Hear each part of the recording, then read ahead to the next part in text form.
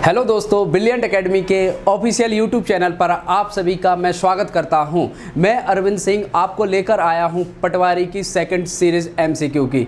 ठीक है दोस्तों, पहले क्वेश्चन पर हम चलते हैं। पहला क्वेश्चन दिया है, पंचायती राज व्यवस्था का उल्लेख किया गया है। पंचायती राज व्यवस्था का उल्लेख किया गया है। पहला ऑप्शन है नीति निर्देशक तत्व, दूसरा ऑप्शन है मौलिक अधिकार, तीसरा ऑप्शन है मौलिक कर्तव्य और लास्ट है इनमें से कोई नहीं। तो दोस्तों आपको अच्छे से ज्ञात है इसका राइट आंसर क्या होगा, नीति निर्देशक तत्व में। नीति निर्देशक की बात करते हैं तो संविधान के भाग 3 में इसकी बात की गई है। भाग 3 में तो बात कर लेते हैं अनुच्छेद की इसमें 36 से 51 तक इसकी बात की गई है। अब बात कर लेते हैं पंचायती राज को कौन से आर्टिकल में रखा गया है। तो पंचायती राज को आर्टिकल 40 में रखा गया है। ठीक है दोस्तों। हाँ, नेक्स्ट क्वेश्चन पर बढ़ते हैं। हाँ, दूसरा क्वेश्चन है, पंचायती राज व्यवस्था को संविधान की कौन सी अनुसूची में रखा गया है। फर्स्ट ऑप्शन है 8वीं अनुसूची, सेकंड ऑप्शन है 9वीं अनुसूची और थर्ड ऑप्शन है 10वीं अनुसूची और लास्ट ऑप्शन है 11वीं अनुसूची। हाँ, तो इसका करेक्ट आंसर होगा क्या, 11वीं अनुसूची। संविधान की कौन सी अनुसूची में, 11वीं अनुसूची में। 11वीं अनुसूची। और कौन इसमें कितने विषय शामिल हैं, तो इसमें 29 विषय शामिल हैं। ठीक है। हाँ दोस्तों, अच्छे से समझ में आ रहा हो तो चैनल को क्या लाइक और सब्सक्राइब करते रहिए। ठीक है। हाँ, नेक्स्ट क्वेश्चन पर बढ़ते हैं। पंचायती राज व्यवस्था को संविधान के किस भाग के कौन से भाग में रखा गया है। पहला 7, सेकंड ऑप्शन है 8, हाँ थर्ड ऑप्शन है 9 और लास्ट ऑप्शन है 10वीं। ठीक है। हाँ, तो इसको क्या है, करेक्ट आंसर है 9वें भाग में रखा गया है। ठीक है। हाँ, नेक्स्ट क्वेश्चन पर बढ़ते हैं। पंचायत का चुनाव लड़ने के लिए उम्मीदवार की कितनी आयु होना चाहिए। ठीक है। हाँ, फर्स्ट ऑप्शन है 30 वर्ष, सेकंड ऑप्शन है 25 वर्ष और थर्ड ऑप्शन है 21 वर्ष और लास्ट ऑप्शन है 18 वर्ष। तो इसका करेक्ट आंसर क्या होगा, 21 वर्ष। आपको ज्ञात है 30 वर्ष क्या है, कोई भी ऐसा क्या है चुनाव नहीं है जिसमें क्या है उसकी उम्र होती है चुनाव लड़ने के लिए। ठीक है। मतदाता को मत देने का अधिकार कब से प्राप्त हो जाता है, 18 वर्ष से। कौन सी उम्र से, 18 वर्ष से। नेक्स्ट क्वेश्चन पर बढ़ते हैं दोस्तों। हाँ, पंचायती राज का मुख्य लक्ष्य क्या होता है। पहला ऑप्शन है सत्ता का केंद्रीकरण। ठीक है। सेकंड ऑप्शन है सार्वजनिक कल्याण, थर्ड ऑप्शन है प्रशासनिक पारदर्शिता और लास्ट ऑप्शन है सत्ता का विकेंद्रीकरण। अब बात कर लेते हैं सत्ता का केंद्रीकरण। ठीक है। सत्ता के केंद्रीकरण की अगर बात करते हैं कि जो भी सरकार नियम और कानून बनाएगी तो वह क्या था, सेंट्रल तक क्या है, सीमित रहेगी। ठीक है। अब बात कर लेते हैं सत्ता के विकेंद्रीकरण की। ठीक है। पंचायती राज का उद्देश्य ही लाना ही एक क्या था, सत्ता का विकेंद्रीकरण होना। मतलब क्या है, उच्च स्तर से निम्न स्तर तक क्या है, कानून और अधिकारों का मिल पाना ही क्या कहलाता था, सत्ता का विकेंद्रीकरण। ठीक है। तो इसका करेक्ट आंसर क्या होगा, सत्ता का विकेंद्रीकरण। नेक्स्ट क्वेश्चन पर बढ़ते हैं दोस्तों। हाँ, भारत में लोकतांत्रिक विकेंद्रीकरण का जनक किसे कहा जाता है। पहला फर्स्ट ऑप्शन है जवाहरलाल नेहरू, सेकंड ऑप्शन है महात्मा गांधी, थर्ड ऑप्शन है बलवंत राय मेहता और लास्ट ऑप्शन है अशोक मेहता समिति। ठीक है। तो दोस्तों इसका करेक्ट आंसर होगा बलवंत राय मेहता समिति। ठीक है। बलवंत राय मेहता समिति दोस्तों आपको पता है कब आई थी, 1957 में आई थी। ठीक है। और इसने अपनी क्या है अवधारणा क्या प्रस्तुत की थी कि पंचायत क्या त्रिस्तरीय निकाय होना चाहिए। क्या होना चाहिए, त्रिस्तरीय निकाय होना चाहिए। त्रिस्तरीय का मतलब क्या होता है दोस्तों, इसने क्या त्रिस्तरीय 3 भागों में बांटा था। ठीक है। हाँ, ग्राम स्तर पर होगा क्या, ग्राम सभा और सेकंड जनपद पर होगा क्या, जनपद सभा। ठीक है। हाँ, और लास्ट जो जिला स्तर पर होगा जिला परिषद। ठीक है दोस्तों, समझ में आ रहा है।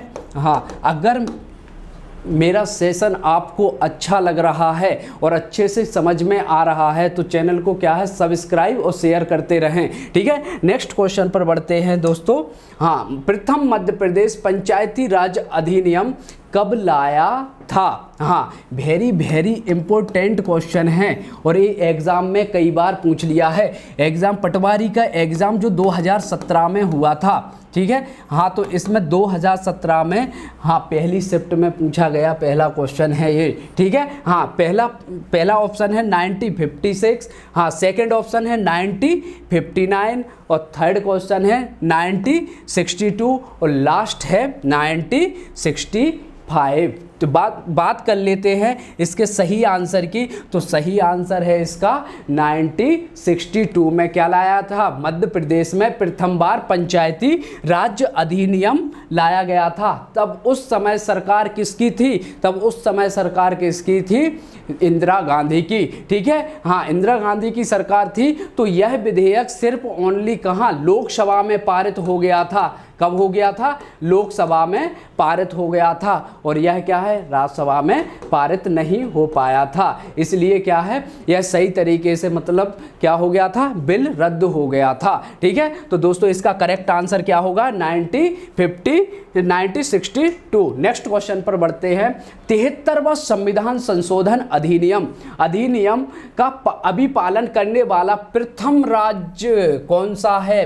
वेरी मोस्ट सवाल है। ठीक है, पहला ऑप्शन है इसका मध्य प्रदेश, सेकंड ऑप्शन है इसका पंजाब, थर्ड ऑप्शन है इसका राजस्थान और लास्ट ऑप्शन है इसका आंध्र प्रदेश। तो अभी पालन की बात कर रहा है 73वां संविधान संशोधन, तो इसका करेक्ट आंसर क्या होगा? मध्य प्रदेश। ठीक है, मध्य प्रदेश क्या है? अभी पालन करने वाला प्रथम राज्य था। अब बात कर लेते हैं 73वां संविधान संशोधन। ठीक है, 73वां संविधान संशोधन कब आया था? तो बात कर लेते हैं 1993। ठीक है, हाँ पंचायती राज को संवैधानिक दर्जा कब प्राप्त हो गया था? तो बात कर लेते हैं 1993 में 24 अप्रैल 1993 में। इसी उपलक्ष्य में 24 अप्रैल को क्या मनाया जाता है दोस्तों? पंचायती राज्य दिवस मनाया जाता है। पंचायती राज्य दिवस मनाया जाता है। दोस्तों अगर आपको अच्छे से चैनल को सेशन को समझ में आ रहा है तो आप शेयर करते रहिए और मेरे से जुड़ते रहिए। आपको ऐसी सीरीज लेके आ रहा हूँ कि आपने ऐसी कहीं भी नहीं पढ़ी होगी। ठीक है दोस्तों, नेक्स्ट क्वेश्चन पर चलते हैं। हाँ, नेक्स्ट क्वेश्चन है मध्य प्रदेश में ग्राम स्वराज व्यवस्था को कब लागू किया गया था? फर्स्ट ऑप्शन है 2 अक्टूबर 2012। ठीक है, ये तो हो ही नहीं सकता। ठीक है, सेकंड ऑप्शन है 25 जनवरी 1999, ये भी क्या है? असत्य है। और थर्ड ऑप्शन है 26 जनवरी 2001 और लास्ट ऑप्शन है 15 अगस्त 2006। तो ग्राम स्वराज व्यवस्था कब लाई गई थी? 2001 में, 26 जनवरी 2001 में। ये भी बहुत इंपॉर्टेंट क्वेश्चन है, वेरी इंपॉर्टेंट क्वेश्चन है। ये कई बार क्या है एग्जाम में भी पूछ लिया है और पंचायती राज के प्रीवियस पेपर में भी ये क्वेश्चन आया हुआ है। नेक्स्ट क्वेश्चन पर बढ़ते हैं दोस्तों। मध्य प्रदेश में पंचायती राज अधिनियम विधानसभा द्वारा कब पारित किया गया था? ठीक है, बात कहाँ की हो रही है? विधानसभा द्वारा कब पारित हुआ था? पहला ऑप्शन है 29 दिसंबर 1993 में। ठीक है, 29 दिसंबर 1993 में। सेकंड ऑप्शन है 30 दिसंबर 1993 और थर्ड ऑप्शन है 31 दिसंबर 1993 और लास्ट है 28 दिसंबर 1993। तो विधानसभा में कब पारित हो गया था? 30 दिसंबर 1993 इसका करेक्ट आंसर होगा। ठीक है, नेक्स्ट क्वेश्चन पर बढ़ते हैं दोस्तों।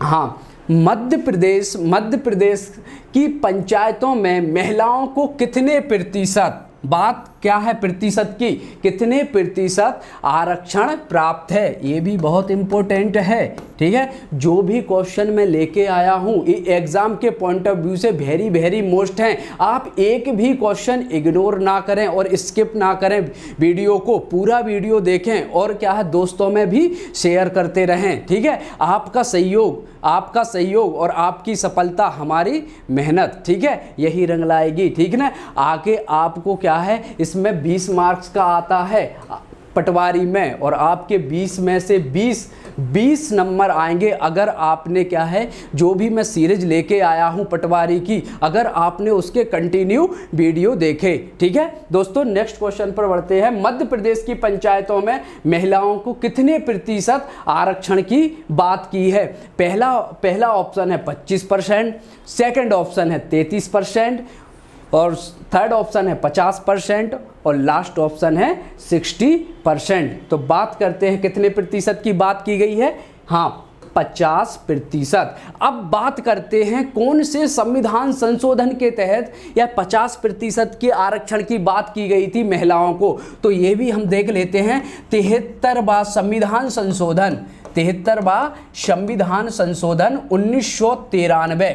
ठीक है, 1993 के तहत बात की गई थी कि महिलाओं को क्या 50% आरक्षण देना चाहिए। ठीक है, तो इसका करेक्ट आंसर क्या होगा? 50%। दोस्तों नेक्स्ट क्वेश्चन पर बढ़ते हैं हम। ठीक है, 74वां संविधान संशोधन किससे संबंधित है? 74वां दोस्तों किसकी बात हो रही है? 74वां संविधान संशोधन, कंफ्यूज नहीं होना है। 73वां संविधान संशोधन की बात नहीं हो रही है, मैं बात कर रहा हूं 74वां संविधान संशोधन की। ये भी बहुत इंपॉर्टेंट है। ठीक है, एग्जाम के पॉइंट ऑफ व्यू से वेरी वेरी इंपॉर्टेंट, यह भी कई बार पूछ लिया गया है, कई पेपरों में पूछ लिया गया है। ठीक है, फर्स्ट ऑप्शन है इसका नगरीय प्रशासन की व्यवस्था से, सेकंड ऑप्शन है इसका सरपंच के चुनाव से और थर्ड ऑप्शन है इसका ग्राम सभा के गठन से और लास्ट ऑप्शन है इसका क्या?